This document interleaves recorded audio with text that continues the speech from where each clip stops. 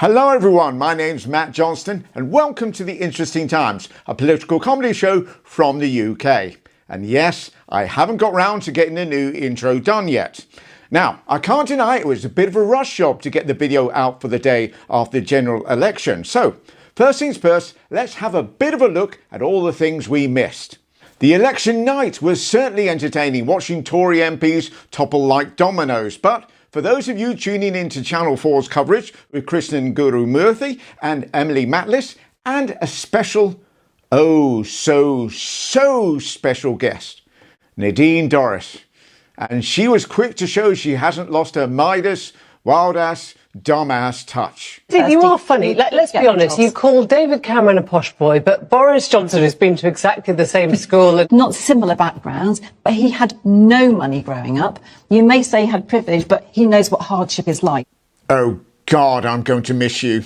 Yes, Boris Johnson understands hardship. He didn't even have Sky TV growing up. I mean, neither did anyone else in the country at the time. But that's beside the point, surely. And unlike Cameron, he wasn't even given any free servings of pork. So there is a difference. You went to Eton, what are you talking about? Yeah, on a scholarship. Did he get a scholarship because of an absent father, maybe? I mean, that would be ironic, wouldn't it? But if Nadine understood the importance of culture wars, for Channel 4, the only war worth fighting that night was a ratings one. And so filled Nadine with coffee and I'm guessing the contents of as many all-night freshers as they could find as she provided the drunk auntie dancing on the table at the wedding entertainment. I find that quite a sexist comment. Yeah, sorry. But anyway, they stuck Nadine on for as long as possible, alongside Harriet Harman and Kwasi Kwarteng, and then Harriet Harman and Alan Duncan and Barry Gardner and Justin Greening, thereby staying longer in the Channel 4 studios than she had in her own constituency, all with one important message. Both Boris Johnson and David Cameron always had an eye to the right, which showed that not one voter group blames Boris Johnson for what has happened to the Conservative Party. A lot of the people in those seats did not vote Conservative, they voted for Boris Johnson. Now Boris Johnson has gone, you've got Reform predicted to have 13%. In fact, when Boris Johnson was leading the Conservative Party, I see an anger with what happened in terms of how Boris Johnson was removed. To which I think we can all say, Honestly, Nadine, you've got to get over Boris Johnson. or at least get out from under him. Nadine Dorries versus Alistair Campbell did take up large parts of Channel 4's election coverage. Whilst it was certainly true that Campbell was miles ahead on points, it was Nadine herself who delivered the knockout blow. Are you the author of the sex dossier and the war in Iraq merchant? Ooh. Ed Davey made his victory speech in central London. I just want to thank you all for what you've done, your hard work. You know, you have helped rebuild our party. So I really want to thank you, and I want to thank the millions of voters who want change. So thank you for putting your trust in us.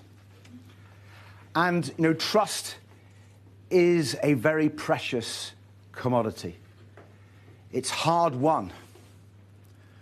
And sometimes you've lost it, you lose it. Okay, I have questions. So many questions, like, why does Ed sound like he's about to break into song? Thank you, you beautiful people. I would like to dedicate this next number to all those who put their faith once more in the Liberal Democrats. This is Shaggy with It Wasn't Me. Nigel Farage also attempted to give a victory speech, but damn it all if the great British public didn't go and spoil it. Are you downwind of a couple already? You've had a bigger lunch than I've had. Have a lovely day. Bye-bye. Lots of love. Lots of love. As I was saying,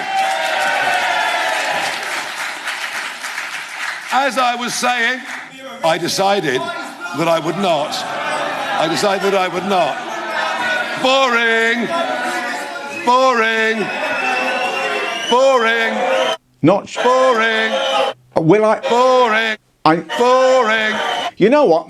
For someone whose only message for the last 30 years has been immigration, I don't think you can throw the boring tag at anyone. Rishi Sunak wasn't giving a victory speech.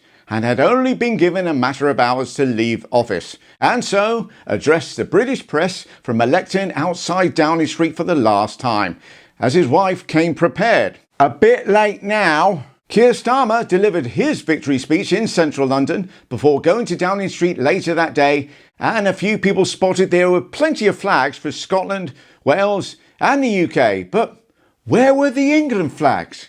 Is Keir ashamed of the St George's Cross? Is this a snub? Where is our mighty flag, Sir Keir? Bad news, folks. I think Germany's got them. But one of Prime Minister Sir Son of a Toolmaker Starmer's first job in power was to put in place his cabinet. So, stepping out of the shadows, Angela Rayner is now Deputy Prime Minister, Rachel Reeves is the first female Chancellor of the Exchequer and moves into number 11 Downing Street, and Pat McFadden is the Chancellor of the Duchy of Lancaster. Those four very much making up the hierarchy of the cabinet. David Lammy is the Foreign Secretary, so get ready for Donald Trump trying to figure out why Barack Obama has an English accent. Yvette Cooper is the new Home Secretary and has done more in the first weekend than her predecessors have done in 14 years. Wes Streeting is the Health Secretary. How's the NHS looking, Wes? Is that the NHS is broken. All right, but it's still there. And let's be honest, after 40 years of Conservative rule, who would have bet on that? Apart from him, obviously. Louise Haigh is the Transport Secretary, Ian Murray is the Scottish Secretary, and he was born in Edinburgh. Jo Stevens is the Welsh Secretary, and she was born in Swansea. And Hilary Benn is the Northern Ireland Secretary, and was born in Hammersmith. Oh well, 2 out of 3 is not bad. Let's be honest though, when it comes to the Northern Ireland Secretary, we don't tend to have Irish people in the job. The closest we came was the last Labour one in 2010, was Sean Woodward. And even then that was spelt incorrectly. Bridget Phillipson is the Education Secretary. Shabana Mahmood has gone from being the first female Muslim in the House of Commons to being the first female Muslim Justice Secretary. Peter Kyle is the new Science, Innovation and Technology Secretary. Lisa Nandy is the new Culture Secretary. You've got a tough act to follow, Lisa. Liz Kendall, the Work and Pension Secretary. Jonathan Reynolds, the Business Secretary. Ed Miliband is the new Minister for something to do with pork, having taken over from one of these two, take your pick really. Oh, and also Energy Secretary. John Healey is the new Defence Secretary, and Steve Reed, Environment Secretary. Darren Jones is the new Chief Secretary to the Treasury. Lucy Powell is Leader of the House of Lords. Baroness Smith of Basildon, to everyone outside the UK, honestly we're not making this up, is Leader of the House of Lords, which is going to be quite a crucial role in getting legislation passed, especially if that legislation might include making them all houseless. And also two people I have no doubt we are not going to hear the last of are Sir Alan Campbell, the Chief Whip, and Richard Hermer, KC, the Attorney General, or the government's legal beagle, a human rights lawyer, as opposed to the Tories, who had no humans have rights lawyers. And he's taken over from Emily Thornberry, who's been left out in the cold. Hey, maybe she was in charge of flags, and that's why there weren't any St George's ones there. There are also non-elected appointees, like Sir Patrick Vallance, who goes from scientific advisor to the Tories during COVID to Science Minister. And James Tinson, ex-CEO of the locksmiths of the same name, a man probably most famous for employing ex-prisoners, has been made prison minister. We're addicted to sentencing. We're addicted to punishment. So many of the people who are in prison, in my view, shouldn't be there. A lot should, but a lot shouldn't. A custodial sentence is not always the right thing for people. 85,000 people in prison. It's going to go up to 100,000 pretty soon. And then there's another third, and there's a large proportion of women. Prison is a disaster for them because it's just putting them back in the offending cycle. Well said. And also, can someone check on Suella Braverman, please?